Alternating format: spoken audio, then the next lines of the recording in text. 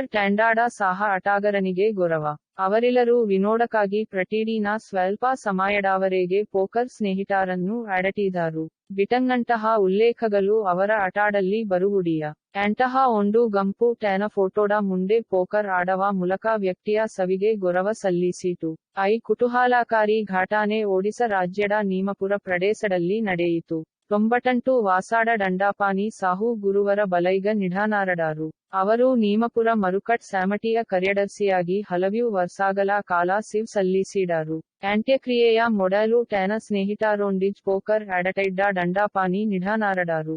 ಮನರಂಜನೆಗಾಗಿ ಆಡುವುದು ತಪ್ಪಲ್ಲ ಮತ್ತು ಬಿಟ್ಟಂಗ್ ಅಪಾಯಕಾರಿ ಎಂದು ದಂಡಪಾಣಿ ಆಗಾಗ ಹೇಳುತ್ತಿದ್ದರು ಎಂದು ಸ್ನೇಹಿತರು ಹೇಳಿದರು. ದಂಡಪಾಣಿ ಅಂತ್ಯಕ್ರಿಯೆಯು ಗ್ರಂಡ್ ಮತ್ತು ಬ್ಯಾಂಬುಗಳೊಂದಿಗೆ ವರ್ಣರಂಜಿತ ಆಚರಣೆಯಾಗಿತ್ತು.